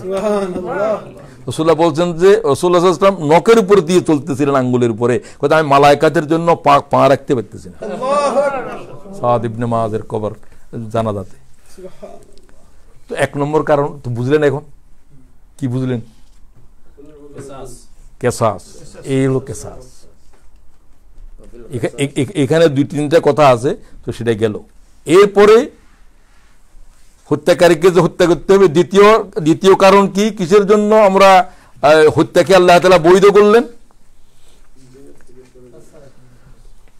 একটা তো কেসাস, আর দ্বিতীয় হলো যে এখানে দুইটা কথা গেল। একটা হলো যে কেউ যদি কাকে হত্যা করে তার জন্য, আর যুদ্ধে যখন যাবে তখন হত্যা কি বৈধ হয়ে যাবে। যুদ্ধের জন্য হত্যা বৈধ। আল্লাহ তাআলা যুদ্ধে কোথায় মারতে হবে সেটাও বলে দিয়েছে। ফাদরিবু ফাওকাল আনাক ওয়াদরিবুহুম কুল্লা বানান। সূরা আনফাল 12 নম্বর আয়াত। আল্লাহ কো এদের গর্দানসে মারো, প্রতিটি জোড়া থেতলে দাও। এটা কার আয়াত? আল্লাহর। এই আয়াত তুলে কলিকাতা হাইকোর্টে মামলা করছে কোরআনের বিরুদ্ধে। তাই বলে পৃথিবীতে আর কোন কিতাবের বিরুদ্ধে মামলা হয়েছে? না। কোন কিতাবের বিরুদ্ধে হয়েছে? এইরকম আয়াত থাকলে তো আসলে মামলা না করি উপায় নেই। আয়াতটা কিরকম? ফাজরিবু ফাওকাল আনাক, গর্দানসে মারো। আশ্চর্য। কে বলে? মানে গেড়ি ভাঙ্গি দাও, চিটাঙ্গি ভাষায় কয়। ওয়াদরিবুহুম কুল্লা বানান, প্রত্যেকটা জোড়া থেতলে দাও। সুবহানাল্লাহ ওয়া বিহামদিহি। তাহলে যুদ্ধের ভিতরে হত্যা করা কি জায়েজ? এরপরে হত্যা তাদের জন্য যারা মুরতাদ হয়ে যাবে। কি হয়ে যাবে? হত্যা তাদের জন্য যে সমস্ত বিবাহিত ব্যক্তি জানা করবে। বিবাহিত। তাহলে কয়টা হলো? এই ৪টা মৌলিকভাবে এই ৪টা কারণ ব্যতি রেখেই হত্যার বিধান কার্যকরী হবে। এগুলোর প্রত্যেকটার উপরেই কোরআন এবং হাদিসের দলিল রয়েছে। এগুলো আপনাদের কাছে, যেমন রাসূলুল্লাহ একটা হাদিসে বলতেছেন, ইবনে মাসউদ বলতেছেন, ক্বালা রাসূলুল্লাহ সাল্লাল্লাহু আলাইহি ওয়াসাল্লাম লা ইয়াহিল্লু দাম, রক্ত তোমাদের জন্য হারাম, সকল মুমিন মুসলমানের জন্য, ইল্লা বিইহদাই সালাস, 3টা কারণ ব্যতি রেখে। এই হাদিসের ভিতরে আস-সাইবুজ জিনা, বয়স্ক জেনাকার। বয়স্ক করে তাফসীর করেছে ম্যারিড, অ্যাডাল্টারার। ওয়ান নাফসু বিন নাফস, হত্যাকারীকে হত্যা করা, ওয়া তারিকু লিদীনিহি, যে দ্বীনের থেকে পৃথক হয়ে গেছে, মুফারিকু লিল জামাত, দ্বীনের থেকে পৃথক হয়ে ইসলামী জামাত ছেড়ে দিয়েছে, ইসলামী জামাত থেকে পৃথক হয়ে গেছে। বুখারী মুসলিম বলছে এই তিন ব্যক্তির রক্ত হালাল হয়ে গেছে। বুঝা গেল? হ্যাঁ। আর হত্যা কার্যকরী করবে কে? এখন আমি কি আপনি কি এভাবে হত্যা কার্যকরী করবেন? না, রাষ্ট্রপ্রধান যতক্ষণ দেশে না থাকলে এগুলো কার্যকরী করার কোনো বিধান নাই। এগুলো যদি আপনি আর আমি কার্যকরী, তো দুনিয়ার উপর তো আরেক ফেতনা শুরু হবে। বস এগুলো কার্যকরী করা নাই, ইসলামী কোনো বিধান নাই, যেদিন বিধান কায়েম হয় সেদিন, এখন আর কিছু করার নাই। আর কেউ যদি ইচ্ছা করে আপনার বাপের হত্যা করেছে, আপনি এখন তার হত্যার দেয়া গ্রহণ করতে পারেন, তাকে মাফ করে দিয়ে। আমাদের দেশে কি প্রেসিডেন্টে ক্ষমা করবে? কি প্রেসিডেন্টে ক্ষমা করবে? হারাম। প্রেসিডেন্টে ওর রক্ত কি করে ক্ষমা করবে? কি আইনে কি বলে? এটা করতে পারবে কে? ওর আব্বার হত্যা করেছে, তুমি ক্ষমা করার কে? ঠিক কিনা? এই ক্ষমতা যার কাছে আছে, এরা কাদেরকে ক্ষমা করতেছে দেখতেছেন? আর সেটা আমি বললাম না। কত বড় হত্যাকারীদেরকে ক্ষমা করতেছে, যারা হত্যাকে জমিনের উপরে তারা একটার পর একটা খুন করে চলছে, এদেরকে 7 মার্ডার করে, এদেরকে প্রেসিডেন্ট মহোদয় ক্ষমা করে। আল্লাহর বান্দারা কয় আমরা জানের মালিকও তারে মানি না, আর হত্যার মাল রক্ষা করার মালিকও মানি না। আমাদের জান মালের মালিককে আল্লাহ। তো এই কথার উপর থাকা তো খুব কঠিন। আল্লাহ তাআলা আমাদেরকে তৌফিক দান করুন।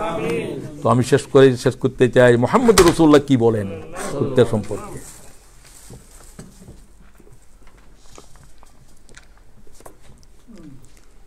নবী করিম সাল্লাল্লাহু আলাইহি সাল্লাম কোরআন শরীফের আয়াতের উপর আজ যাচ্ছে না, হত্যার দিয়াত সম্পর্কে বলছে 1000 দিনার 12,000 দিরহাম। হযরত ওমরের সময় কেউ যদি মনে করছে টাকা দিব, কি টাকা দিবা, রক্তমূল্য কি? দিনার এবং দিরহামের ভিতরে 1000 12,000, এটা কম বেশ হতে পারে। হযরত ওমর সুযোগে এটাই ছিল। রাসূলুল্লাহ সাল্লাল্লাহু আলাইহি ওয়াসাল্লাম বলেন লিল কাতলে মুমিন আযামু ইনদাল্লাহি মিন জাওয়ালিদ দুনিয়া, দুনিয়ার ভিতরে যা কিছু আছে সবকিছু যদি আগুন দিয়ে পুড়ে ছাই করে দাও, আল্লাহর কাছে এই সমস্ত দুনিয়া জ্বালাই ফেরত তাতে একটা মুমিন খুন করা ভয়াবহ। সুবহানাল্লাহ, আর জোরে বলেন সুবহানাল্লাহ। ওয়াকাল রাসূলুল্লাহ সাল্লাল্লাহু আলাইহি ওয়াসাল্লাম, ইমাম মুসলিম হাদিস নিচ্ছেন, লা জাওয়ালুদ দুনিয়া আহওয়ানু আলাল্লাহি মিন কাতলি রাজুলিন। মুসলিম এই হাদিস এভাবে নিয়েছে, আগেরটা ইমাম নাসাই নিয়েছেন, একই কথা। মুসলিমের একটা শব্দ এই যে লা জাওয়ালুদ দুনিয়া, একজন মানুষ হত্যা করা সমগ্র পৃথিবী ধ্বংস করার চাইতে গুরুতর। এই জাতের হত্যা কি দুনিয়া আছে না নাই?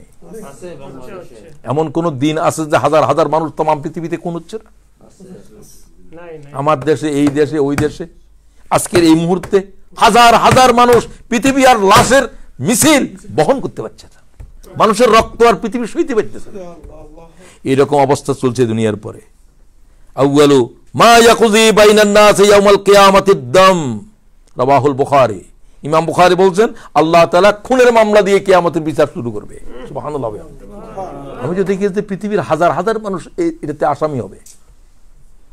যে লোকেরা দাঁড়িয়ে বলল যে তারা হত্যা করো, আমরা 20 বছরের কারাদণ্ড মানি না, এই কথার উপরে যে বিচারক রায় দিল, যারা স্লোগান তুললো, হত্যার সাথে জড়িত যারা, হুজুর বলছেন এক পৃথিবী শুদ্ধ মানব যদি হত্যার সাথে জড়িত থাকে, আল্লাহ তাআলা একটা হত্যার জন্য तमाम পৃথিবী শুদ্ধ মানব জাহান্নামে নিক্ষেপ করবে। ইন্না লিল্লাহি আর জোরে পড়েন ইন্না লিল্লাহি। কথা বুঝতে পেরেছেন? আপনি এখন দেখেন, আপনি তো করেন নাই, তো আপনি সমর্থন করেছেন, আপনি হত্যাকারী, আপনি কলম দিয়ে লিখেছেন এদেরকে হত্যা করা দরকার। একজন হত্যাকারীকে যে আপনি হত্যা করছেন, তার জন্য যে বালাম তৈরি করেছেন, 12,000 পৃষ্ঠা, 10,000 পৃষ্ঠা, প্রত্যেকটা লাইন, প্রত্যেকটা শব্দ মিথ্যা, ঠিক কিনা বলেন? কোন আব্দুল কাদের কসাই, কোন আব্দুল কাদের মোল্লা, একই নাম আব্দুল কাদের। ওই আব্দুল কাদেরের সমস্ত অপরাধ তার ভিতরে দিয়ে তারা ফাঁসির কাস্টে ঝুলে দিচ্ছ। কি ভয়াল বিষয় বাংলাদেশের জমিনে করতেছে, ঠিক কিনা বলো? তো আমি সেদিকে বলতেছি না, সেগুলো এখন জাতির কাছে অজানা কিছুই নাই। কিন্তু এর কি ভয়াল পরিণতি হবে, গোটা জাতি হত্যার জন্য আল্লাহর সামনে দাঁড়াতে হবে। আপনি চিন্তা করেন, আপনি যদি সমর্থন করেন, প্রতিবাদ না করেন, আপনিও সমর্থন করেছেন। মান রাআ মিনকুম মুনকারান ফালিয়ুগাইয়িরহু বিয়াদিহি ফাইন লাম ইয়াস্তাতি ফাবিলিসানি ফাইন লাম ইয়াস্তাতি ফাবিকলবি যালিকা আযাফুল ঈমান ওয়া লাইসা ওয়ারা যালিকা মিনাল ঈমান হাব্বাতু খারদালিন আও কামা ক্বালা আলাইহিস সালাতু ওয়াস সালাম। তুমি অন্যায় কি প্রতিবাদ করেছো হাত দিয়ে? নাই, শক্তি নাই। মুখ দিয়ে করেছো? তাও পারো নাই। কলম দিয়ে করো, তাও পারো নাই। কেন পারো নাই? তাও যদি না পারো, তুমি কি ঘৃণা করেছো? এটা ঠিক হয় নাই। তোমার কি বুক কুঞ্চিত হয়েছিল? আহা, নিরপরাধ মানুষ কিভাবে খুন হচ্ছে, কিভাবে ফাঁসিতে ঝুলিয়ে দেওয়া হচ্ছে। বাংলাদেশের আলেমদের সংখ্যা কমলে 8-10 জনের ভিতরে যার নাম আসবে মতিউর রহমান নিজামী, এই জাতের আলেম। এই জাতের আলেমকে কিভাবে ফাঁসিতে দিলা? কোন অপরাধের কারণে? এই অপরাধের জন্য এই জাতির আলেমদেরকে জবাব দিতে হবে কিনা? একটা প্রতিবাদ করেছ। মান রাআ মিনকুম মুনকারান ফালিয়ুগাইয়িরহু বিয়াদিহি ফাইন লাম ইয়াস্তাতি ফাবিলিসানি ফাইন লাম ইয়াস্তাতি ফাবিকলবি। আহা বলে আওয়াজ দাও নাই, এটা অন্যায় বলে এই কথা পর্যন্ত বলো নাই। হুজুর বলছে আল্লাহর কসম তার ভিতরে কোনো ঈমান নাই। সুতরাং আমি ভাইদেরকে বলতে চাই, আপনি এখন দেখেন পাপাচারের সাথে জড়িত কি কিভাবে হতে পারে। কলমের ভিতরে, আপনার কথার ভিতরে, স্লোগানের ভিতরে হতে পারে কিনা? সুতরাং আসুন আলোচনাকে শেষ করতে চাই। এখন এই থেকে পৃথিবীতে কিভাবে বাঁচানো যায়? এই যে পরমাণুর যুদ্ধ, সমগ্র পৃথিবী আজ পরমাণুর ভয়ে থরথর করছে। পৃথিবীর জন্য ব্যালেন্স অফ টেরর, ভয়ের ভয়। আমেরিকা নিশ্চয় করছে যদি আমরা বোমা মারি তো রাশিয়াও মারবে, রাশিয়া যদি আমরা যদি মারি তারাও মারবে, তো পৃথিবী থাকবে নাকি? বার্ট্রান্ড রাসেল বলছে মানবতার ভবিষ্যৎ কি, মানবতার হিউম্যানিটির ভবিষ্যৎ কি? তিনি বলেন একটা ভুল কারণে তো যুদ্ধ বেঁধে যেতে পারে। উদাহরণ দিয়েছেন বার্ট্রান্ড রাসেল তার বইতে। সাইবেরিয়ার প্রচন্ড শীতে হাঁসগুলো উড়া শুরু করলো উষ্ণ মণ্ডলের দিকে। সে হাঁসগুলো এরকম 6 মাস পর্যন্ত একাধারে উঠতে পারে। এগুলোর ডানার ভিতরে এই শক্তি, কোনো বসতে হবে না কোথাও, এবং তাদের চোখের ভিতরে দূরবীন ফিট করা আছে, কোথায় পানি আছে তাদের জন্য, সেগুলো তারা ওই শত শত উপরের থেকে, কিলোমিটার উপরের থেকে দেখতে পায়। এই রাজহাঁসগুলো উড়াও শুরু করলো, আমেরিকার উপর দিয়ে উড়ে যাচ্ছে। আমেরিকার রাডারে ধরলো 70 উপর বিমান আসতেছে। রাডার কি আর হাঁস না কিছু বুঝে, কিছু ঢুকতেছে। এটা বার্ট্রান্ড রাসেল বলছেন। শুধুমাত্র সাথে সাথেই যখন আমেরিকা অ্যাটাক হবে তখন পেন্টাগনের লাল সিগন্যাল জ্বলে উঠবে। এটা ভুলেও হতে পারে। তারা দেখলো যে রাডার আওয়াজ দিচ্ছে কেন, রাডার যখন সিগন্যাল দিবে, ডেঞ্জার সিগন্যাল দিবে, তখন ভুলে একটা আঙ্গুলের স্পর্শ লাগলেই হলো 10,000 জঙ্গি বিমান একসাথে উঠবে আমেরিকাকে বাঁচানোর জন্য। তখন নিজেদের ভিতরে কি হয়ে যাবে? যুদ্ধ শুরু হয়ে যাবে। যুদ্ধ শুরু হয়ে গেছে। সেই যুদ্ধ শুরু কি সাধারণ হবে না পরমাণু যুদ্ধ হবে? পৃথিবী তছনছ হয়ে যাবে। বার্ট্রান্ড রাসেল বলছেন পৃথিবীর মানব জাতিদের উচিত, যাদের কাছে আজ পরমাণুর 7,000 8,000 পরমাণু, একটা রাষ্ট্রের কাছে, খোদ রাশিয়ার কাছে 8,000 পরমাণু বোমা আছে, ইসরায়েলের কাছে কয়েকশত পরমাণু বোমা আছে। খালি ইরানে বোমা বানাইতেছে, তো তোমার কাছে যে কয়েকশো বোমা আছে, সে বোমা নিয়ন্ত্রণের ভিতরে সিগনেচার করে নাই এই দেশ।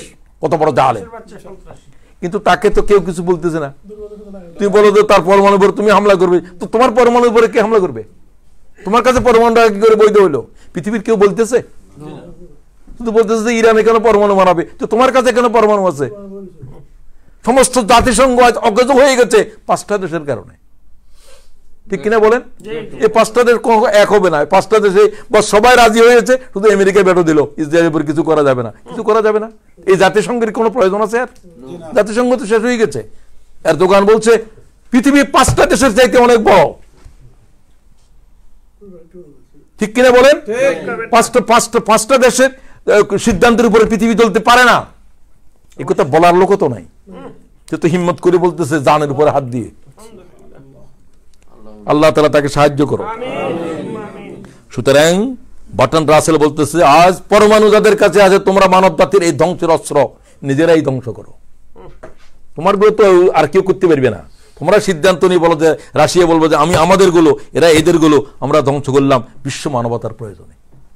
সুতরাং আসুন আল্লাহ তাআলা আজকের এই আলোচনা থেকে আমাদেরকে, আপনাদেরকে, আমাদেরকে কি করার আছে, আমাদেরকে বলার আছে, আপনি যতটুকু যোগ্যতা আছে ততটুকু বলবেন। রাসূলুল্লাহ সাল্লাল্লাহু আলাইহি ওয়াসাল্লাম বলেন, ওয়াল্লাযী নাফসি বিয়াদিহি লা ইয়াতিয়ান্না আলান নাসি জামানুন লা ইয়াদরিল কাতিল ফি আইয়ি শাইইন কাতালা।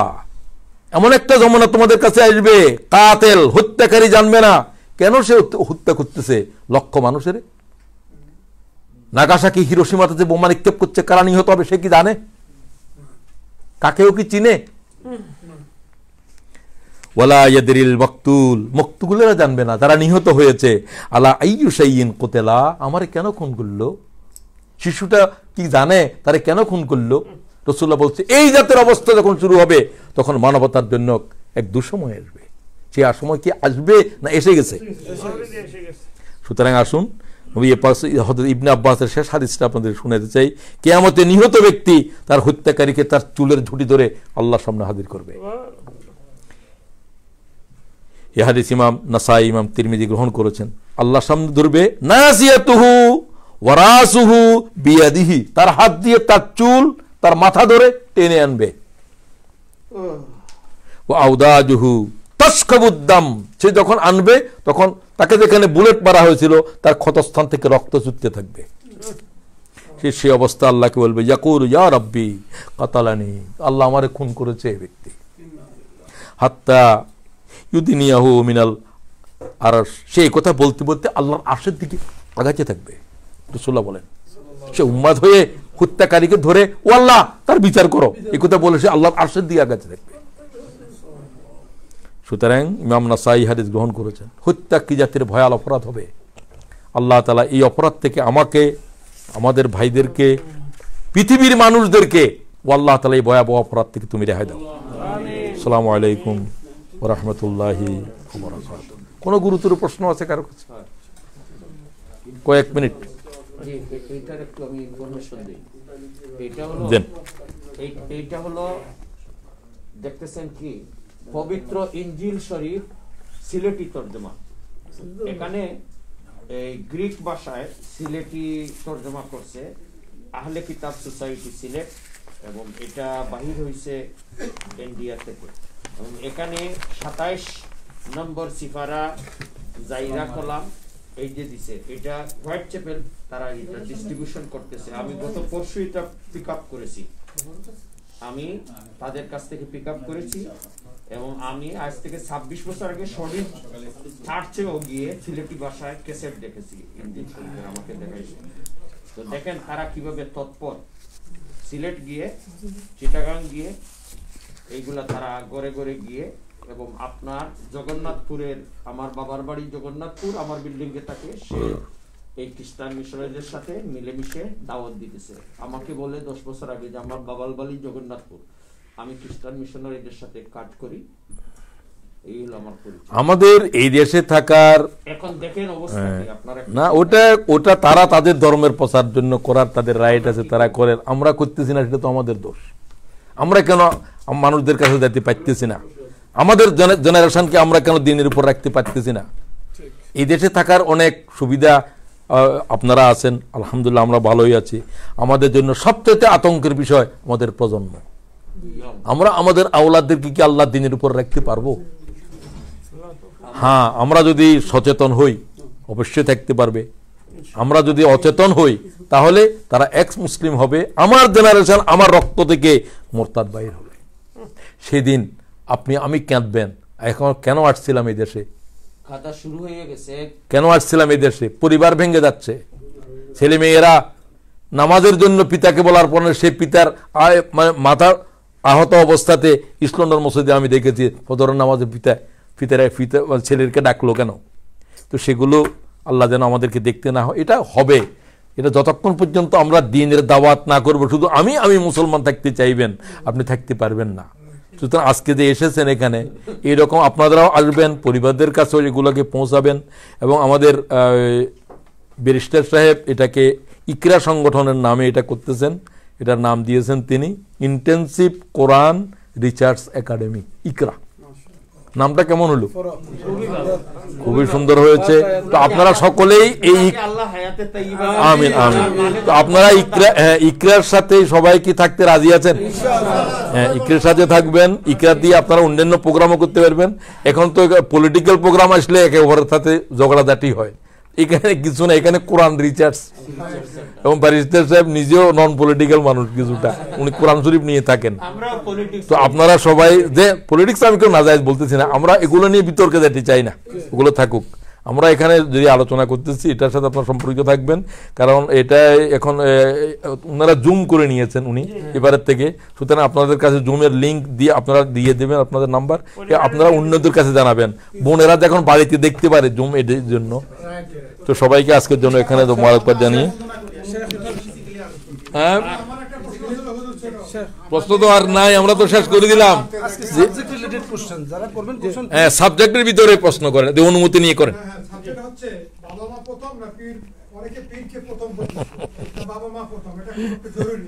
এগুলো তো আলোচনা শেষ হয়ে গেছে, তো আপনি আসছেন পরে। বাবা মার আলোচনা আমরা দ্বিতীয়তে করছি। বাবা মা হচ্ছে আল্লাহ তাআলার হকের পরে, এই জগতের উপরে নবীর হকের আগে মা বাপের হক, নবীর হকেরও আগে। আমি ছোটবেলা থেকে শুনেছিলাম মা পরে বাবা, তারপরে অন্য কিছু। একজন আলেম, উনিও মাওলানা, সচিনার মাদ্রাসা থেকে আচ্ছা ওটা দেখো দরকার, উনি বলতেছেন যে 3 মাস আগে তারপরে। আচ্ছা ঠিক আছে, যাই আর মনে প্রশ্ন নাই, শেষ করে দেন। সবাইকে ধন্যবাদ দেন। যে ওকে সভাপতি সাহেব ধন্যবাদ দিচ্ছেন, আপনি করেন, আপনি করেন। রব্বানা গফির লানা যুনুবানা ওয়া ইসরাফানা ফি আমরিনা ওয়া সাব্বিত আকদামানা ওয়ানসুরনা আলাল কওমিল কাফিরিন।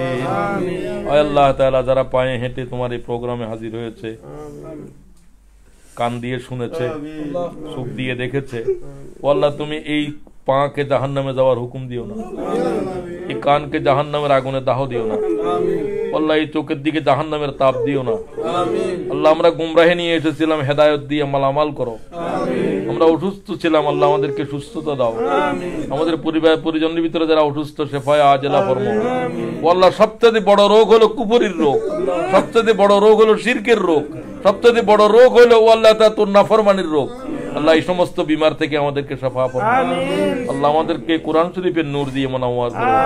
যারা আজকের এই আয়োজনের জন্য সহযোগিতা করলেন বিভিন্ন ভাবে, আল্লাহ তাআলা তুমি তাদেরকে জান্নাতে তোমার মেহেরবানি দিয়ে জান্নাতের ছায়াতলে জায়গা দিও আল্লাহ। তুমি এই প্রোগ্রামকে আমাদের নাজাতের উসিলা বানাও। সুবহান রাব্বিকা রাব্বিল ইজ্জাতি আম্মা ইয়াসিফুন ওয়া সালামুন আলাল মুরসালিন আলহামদুলিল্লাহ। আসসালামু আলাইকুম। আসসালামু আলাইকুম ওয়া রাহমাতুল্লাহি ওয়া বারাকাতুহু। আলহামদুলিল্লাহ ভাইরা, সবাইকে জাযাকুমুল্লাহ খায়ের যে আপনারা আসছেন। আলহামদুলিল্লাহ, যদিও আমাদের জুমের লিংক হয়েছে, জুমের লিংকটা প্লিজ আপনাদের ফ্যামিলিতে দিয়ে দিবেন যাতে পাশাপাশি দেখতে পারে। জাযাকাল্লাহ খাইরান। আপনারা যারা এত সুপরিচিত আমরা সিলেটি অনলাইনের মাঝে দেখছেন, আপনারা প্লিজ এটা শেয়ার করবা। আমরা রাসূল সাল্লাল্লাহু আলাইহি ওয়াসাল্লাম একটা হাদিস বলে, যে মানুষ শেয়ার করবা অনেক আমল করবা, এটা সওয়াব বা সমান। আমরা বিশেষ করে নিজে নেক আমল করি, অন্যদের আমল করতে ফিলকা। জাযাকাল্লাহ খাইরান। আসসালামু আলাইকুম ওয়া রাহমাতুল্লাহি। সুবহানাকাল্লাহুম্মা ওয়া বিহামদিকা আশহাদু আল্লা ইলাহা ইল্লা আনতা আস্তাগফিরুকা ওয়া আতুবু ইলাইক। জীবনে চেঞ্জ হয়, তার সারা জীবনের সব আপনারা সবাই বড় কমিশন ব্যবসা। আমেরিকা, ইউরোপ এবং ইউরোপের এবং আমেরিকার সকল মানুষ ব্রোকারেজ ব্যবসার সাথে জড়িত। আল্লাহ পাক রব্বুল আলামিন এই তেজারতির কথা 61 নম্বর সূরার 10 থেকে 13 নম্বর আয়াতে বলছেন যে সবচেয়ে বড় তেজারতি হলো এটা, আল্লাহর সাথে তেজারতি ব্যবসা করা, যেটা হলো আমরা ঈমান আনবো এবং আমরা আল্লাহ পাক রব্বুল আলামিনের রাস্তায় জিহাদ করব, জিহাদ ফি সাবিলিল্লাহ করব, তাহলে আল্লাহ আমাদের সকল গুনাহকে মাফ করে দিবেন এবং জান্নাতে দাখিল করবেন। এবং আরেকটা সাহায্য দিবেন, যেটা হলো আল্লাহর তরফ থেকে সাহায্য, নাসরু মিনাল্লাহি ওয়া ফাতহুন কারীব ওয়া বাশশিরিল মুমিনিন। আল্লাহ আমাদের সেই তৌফিক দান করো। আপনারা সবাই প্লিজ নিজেকে নিয়ে আসবেন, ইনশাআল্লাহ আরো দুজন করে মানুষ নিয়ে আসবেন। আসসালামু আলাইকুম ওয়া রাহমাতুল্লাহি ওয়া বারাকাতুহু।